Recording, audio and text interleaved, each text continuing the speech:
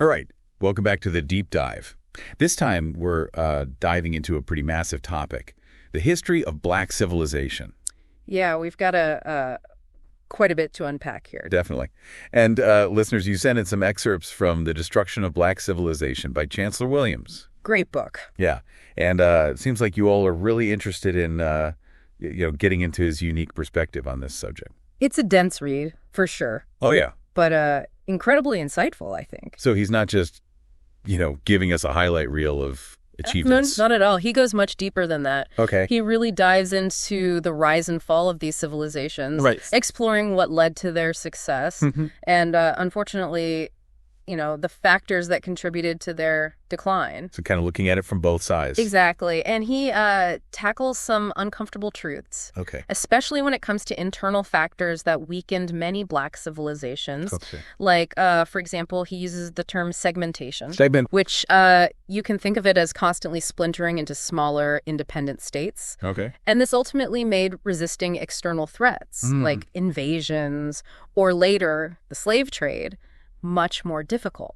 It's almost like infighting making it easier for outsiders to exploit the situation. Precisely. Yeah. Yeah. He gives the example of how the practice of enslaving prisoners of war, right, something that existed in many ancient societies, was ultimately used against Black civilizations by external forces. Interesting. Like Arabs and Europeans. Wow. So it's this complex interplay of internal and external forces. So we've got internal divisions already making things difficult. Yeah. But Williams also emphasizes geography's role, right? He does. Specifically in Africa. Absolutely. And he points to the Sahara Desert's expansion over thousands of years, forcing migrations and creating intense competition for resources. Makes sense. And it's a powerful example of how even something like climate change can have huge historical ramifications. Yeah, because that would have changed everything about life there. Exactly. And then you have the Nile. Yeah, the Nile. Which seems like a blessing and a curse at the same time. Right, exactly. Its northward flow made Egypt incredibly fertile. Yes. And powerful. But it also meant that other regions further south, without that same agricultural abundance, were often left struggling to keep up. Yeah, so they were kind of set up differently from the start. In a way, yes. And so this created a kind of power imbalance then. Yeah. That made them vulnerable to invasions and exploitation. You could say that it's a fascinating example of how geography, right, even seemingly beneficial geography, can play a complex role in shaping the fate of civilizations. This is already making me rethink some of my assumptions about African history. And that's what Williams does so well. Yeah. He pushes you to reconsider those easy narratives and really dig into the complexities. He tackles, for example, the arrival of Islam and Christianity. And while he acknowledges some benefits, the spread of knowledge, new ideas, and so on, right, he argues that they also served as tools for cultural assimilation. Oh, interesting. Eroding traditional African values and institutions. So not just about religion spreading, right, but about the impact on existing power structures and cultural identity. Exactly. Yeah. That's really interesting. It's a complex story. For sure. And then you have, of course, the devastating impact of external forces. Right. Like Asian and European invasions. And the transatlantic slave trade, of course. Of course, yeah. A horrific chapter. Absolutely. He specifically highlights the Portuguese arrival in West and Central Africa as a turning point. Okay. Their involvement in the slave trade was horrific. It was. And he points out how they deliberately exploited those existing divisions among Black communities to further their own interests. It's amazing how he connects these larger historical forces to events on the ground. To illustrate these points, he uses some powerful case studies. Okay, like what? Well, for example, he details the destruction of Ghana's capital city by Muslims in 1076. Wow. It's a stark reminder that even powerful empires weren't immune to external pressures, especially when internal conflicts weakened them from within. It's a familiar story, isn't it? Sadly, it is. Outsiders using internal divisions to their advantage. Again and again throughout history, unfortunately. Yeah. But he also gives examples of incredible resistance. Oh, that's good. Like Queen Nzinga of Angola. Oh, I've heard about her. Yeah, a fascinating figure. Wasn't she this fierce warrior queen who fought against the Portuguese? She was. Yeah. Williams describes her as brilliant, both a strategist and a diplomat. Oh. He talks about how she skillfully negotiated with the Portuguese, demanding to be treated as an equal. Wow. And even refusing to sit on the floor during their meetings. So not just fighting with swords, right, but with words and a refusal to be subjugated. Exactly. She understood the power of symbolism. Wow. And militarily, she used guerrilla warfare to disrupt the Portuguese slave raiding operations for decades. She sounds incredible. A true leader and a symbol of resistance. It's inspiring to hear about these figures who fought back. Yeah.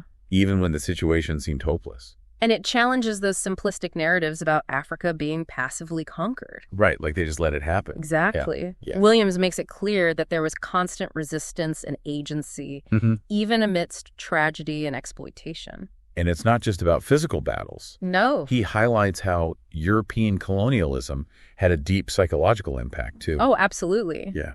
He talks about how they deliberately associated white with good Oh, wow. and black with evil, creating a system of internalized racism that still affects Black communities today. That's a chilling thought, that even your own self-perception could be manipulated as a tool of oppression. It's one of the most insidious aspects of colonialism. Wonderful. And Williams doesn't shy away from exploring those uncomfortable truths. This is already making me think about things differently. That's the power of this book, I think. Are there any other examples where Williams digs into those deeper psychological and cultural impacts? Yeah, he spends quite a bit of time discussing the complexities of the mulatto experience, Right. individuals of mixed Black and white ancestry. Right. He explains how they were often caught between two worlds, Oh, I see. navigating a system that favored lighter skin Right. while simultaneously exploiting and marginalizing Black communities. So almost a double bind, benefiting from a system while also being harmed by it? Exactly. No.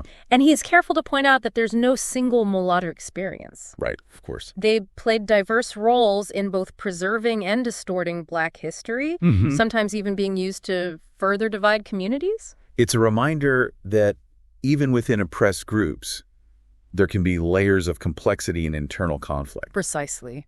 And Williams highlights how different societies dealt with mixed-race populations in unique ways. Interesting. He compares South Africa's colored classification, the Arab world's tendency to classify mixed individuals as white, and the specific dynamics that played out in the United States.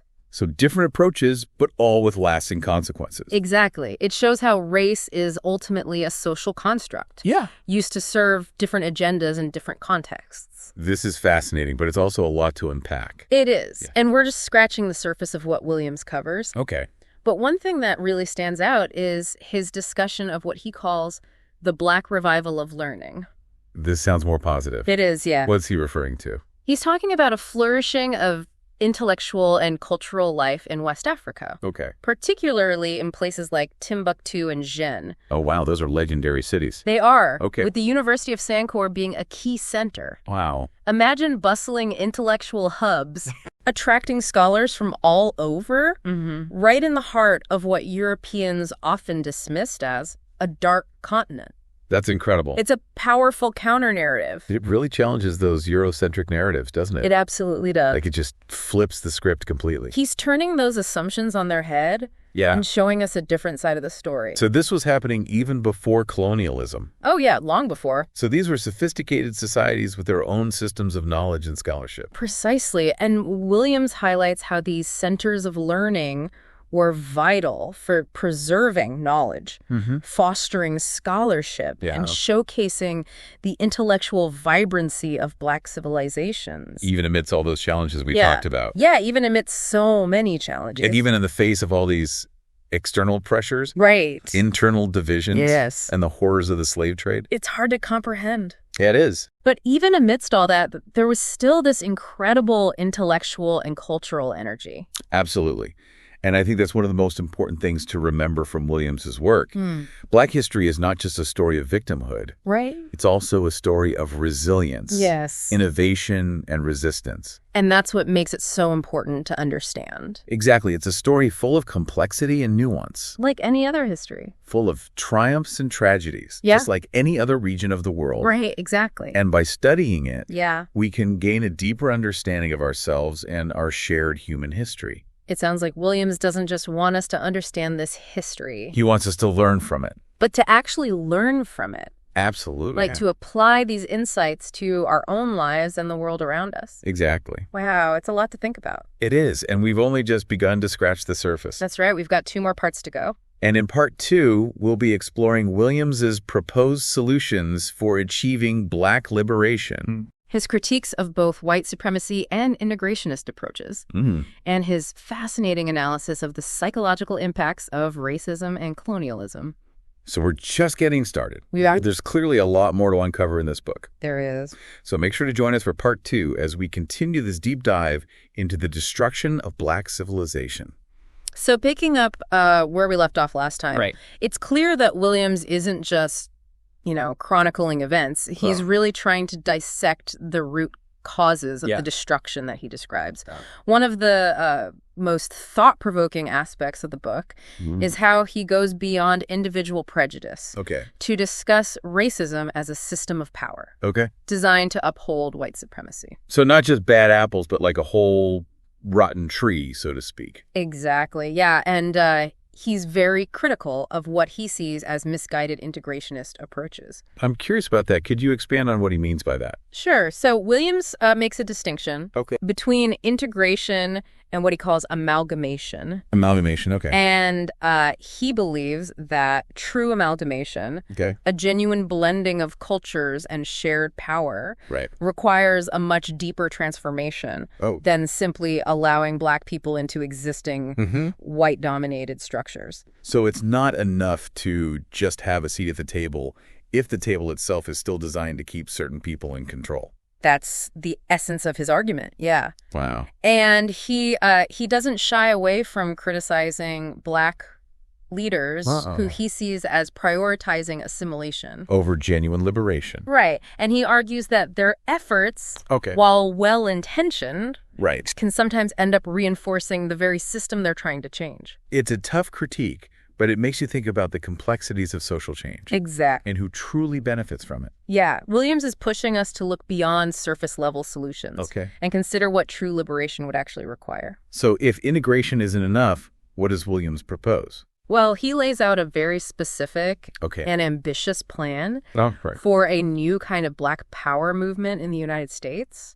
Imagine a massive nationwide organization with different divisions focused on everything from economic development to political action, education, community services, youth activities, and more. Wow, that's a huge undertaking. Yeah. What are some of the key elements of this plan?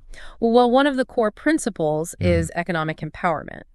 Williams believes that Black communities need to gain control over their own resources and create their own businesses and institutions. So not just waiting for a seat at the existing table, but building a whole new table altogether. Exactly. He sees economic independence as essential for achieving true self-determination. Okay, so that's a big part of it. It is, and he also stresses the importance of revitalizing Black culture and education.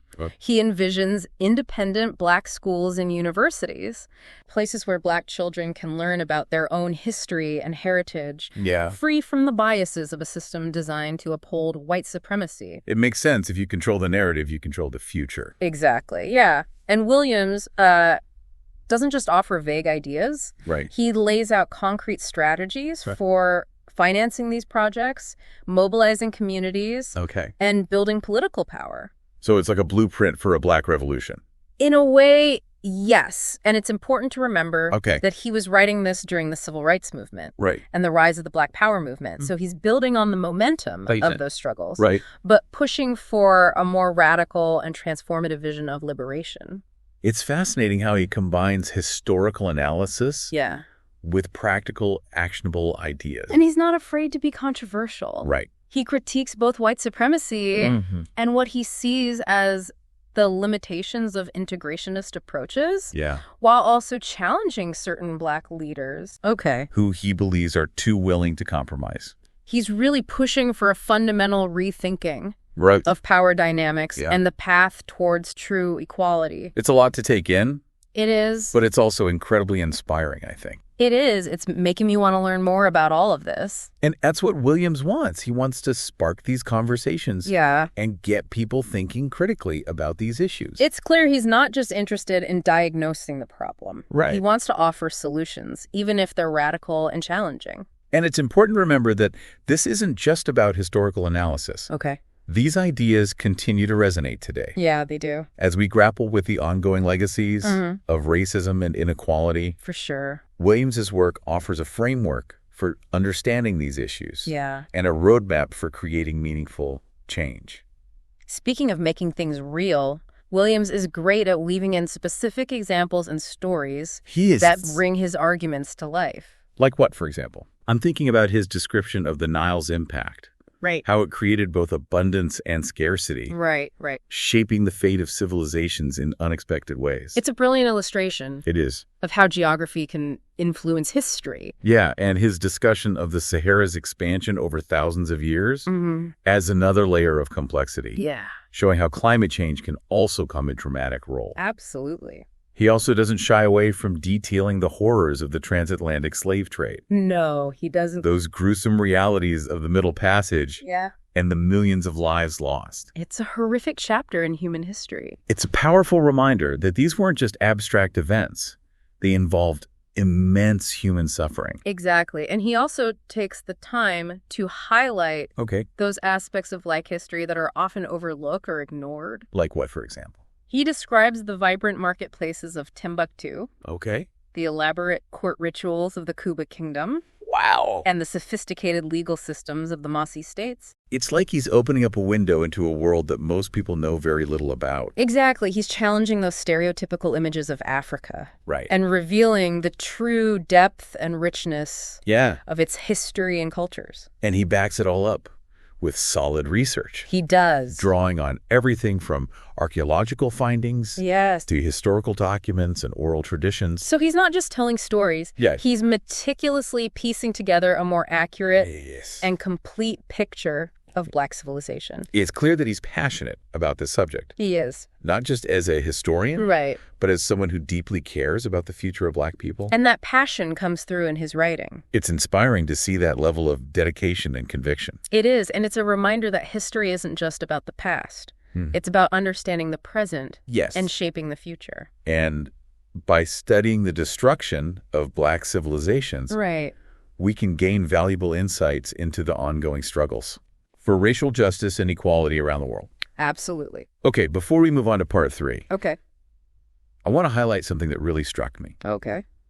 Williams talks about an African constitution. Yes, a fascinating concept. A set of customary laws and principles that he claims were shared by many Black civilizations throughout history. He describes it as a system of democratic governance. Oh, wow. Rooted in consensus building, respect for elders, and a deep sense of community. He even provides examples of these laws. Things like the right to freedom of speech, the right to a fair trial, and the right to communal support in times of need. It's a rich tradition. It's incredible to think that these principles, which we often associate with Western democracy, were already deeply embedded in many African societies, long before colonialism. It's another example of how Williams challenges those Eurocentric narratives that portray Africa as somehow backward or uncivilized. He's showing us that democratic principles have existed in various forms throughout human history, and that Africa has a rich tradition of self-governance that we can learn from. It's a powerful reminder that democracy isn't a one-size-fits-all concept. It can take many forms. And it has a much richer and more diverse history than we often acknowledge. And it's important to recognize that these systems weren't perfect. Of course. They face their own challenges and internal contradictions, but they offer valuable insights into alternative forms of governance that can inform our contemporary struggles for social justice and political reform. It's fascinating to think about how these historical lessons can be applied to the challenges we face today. Absolutely. And that's what we'll be exploring further in part 3. We'll be delving into Williams's analysis of the psychological impacts of racism and colonialism, his critiques of both Black capitalism and communism, and his vision for a more radical and transformative path All right. toward Black liberation. It sounds like we're in for another thought-provoking discussion. I think so. So make sure to join us for part 3 Yeah. as we continue this deep dive into the destruction of Black civilization. Okay, so we're back for the last part of our deep dive into the destruction of Black civilization. We are. And, it's been quite a journey so far. I have. We've covered, so many different aspects of that. Yeah, a lot of ground. From geography to internal divisions, the effects of colonialism, the slave trade. The psychological impacts, too, which we touched on last time. Right. And we also got into some of Williams' more, I guess you could say, radical ideas. Yeah, definitely. Like his critique of integration and his vision for a new kind of Black power movement. And I think in this final part, it's important to really delve into his analysis of the psychological impacts of racism and colonialism. Because that's something we haven't really, gone into depth about. Right. And he goes beyond just the physical and economic consequences. Yeah. He explores how these systems of oppression have really affected the minds and souls of Black people. And that's crucial, right? It's not just about external structures, but also how those structures shape our internal worlds. Exactly. He talks about this idea of the internalization of racism. Okay. How Black people have been conditioned to see themselves through the lens of white supremacy. Wow. Leading to, self-doubt, self-hatred, a sense of inferiority. It's almost like a poison that seeps into your very being. You know what I mean? And he connects this internalized racism to the fragmentation and disunity. Right. That we talked about earlier. He argues that when Black people are taught to hate themselves and each other, it becomes that much easier for external forces to control and exploit them. So it creates this vulnerability. Exactly. From within. Yeah. It's a vicious cycle. It is, but Williams doesn't just dwell on the negative. Okay, that's good. He also highlights the incredible resilience and resistance of Black people. Yeah. Throughout history. He points to these examples of cultural innovation, spiritual strength, political activism that have challenged white supremacy. At every turn. Constantly pushing back. He talks about figures like Queen Nzinga, who we discussed before. Yes, an amazing idea. Refused to bow to Portuguese pressure. Right. And also the countless unnamed individuals who resisted slavery and fought for their freedom in so many ways. There were so many unsung heroes. It's a reminder that even in the darkest of times, there's always been this... a spark. A refusal to be broken. It's inspiring. He reminds us that this resistance took many forms. Right, not just physical fighting. Armed rebellions, cultural expressions, spiritual practices, everyday acts of defiance. Yeah, it's about maintaining your humanity. Exactly. And your dignity in the face of, these dehumanizing forces. And it's something that continues to inspire people today. Yeah, it does. It's about recognizing that we have the strength and capacity to overcome these challenges and build a better future. Speaking of building a better future, I'm really curious about Williams's critiques of Black capitalism and Black communism. Yeah, interesting, isn't it? Yeah, he seems to find both ideologies lacking. He does. When it comes to achieving true liberation. He's critical of the dominant system and some of the proposed alternatives. Yeah, what's his reasoning there? Well, with Black capitalism, his concern is that it could become a form of tokenism. Okay. Allowing a few Black individuals to succeed. Right. While the vast majority remain trapped within existing power structures. So just a different face on the same old system. That's his worry. And with Black communism... Okay. He argues that it often fails to account for the unique cultural and historical experiences of Black people. So it doesn't quite fit. It's a framework imposed from outside, he feels. Okay. Rather than arising organically from within Black communities. So he's looking for something more authentic. Exactly. Something that speaks to the specific needs and aspirations of Black people. He's advocating for a third way, it seems. Right. A third way. A path that transcends both capitalism and communism. Wow. And creates a society that's truly just and equitable for all. What does that look like in practice? Does he offer any concrete suggestions? He doesn't lay out a detailed blueprint, okay, but he emphasizes the importance of self-reliance, okay, community empowerment, and a deep connection to African heritage and values. Interesting. He believes these elements are essential for building a more just and sustainable future.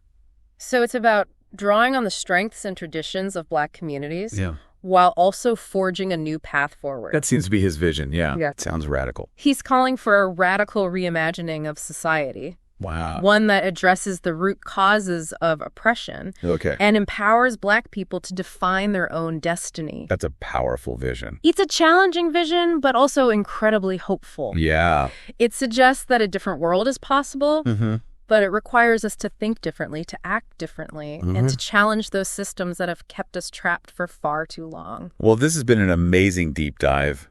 We've covered a lot of ground, explored some really challenging and thought-provoking ideas. Definitely. And hopefully gained, I think, a new perspective on the history of Black civilizations. A more nuanced perspective, I hope. So, as we wrap up, what stands out to you from this whole deep dive?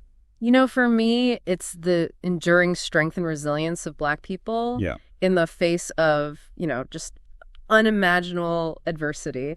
Despite the challenges they've faced, they've continuously innovated, resisted, and created these vibrant cultures. It's really inspiring. It's a powerful testament to the human spirit's ability to persevere and thrive, even in the most difficult circumstances. It's a reminder that history is not just about oppression and victimhood. Right. It's also about agency, creativity, and the constant struggle for freedom and dignity. Exactly. And Williams's work reminds us that this struggle continues today. It does. We still have a lot of work to do. Yeah, we do. To dismantle systemic racism, achieve genuine equality, and create a world where everyone has the opportunity to reach their full potential. It's a call to action.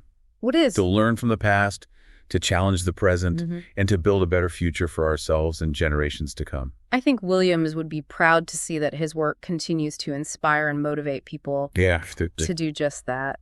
Well, we hope this deep dive into the destruction of Black civilization has given you all some food for thought. Yeah, definitely. And encouraged you to explore this, rich and complex history further. There's so much more to learn. Yeah, remember, knowledge is power.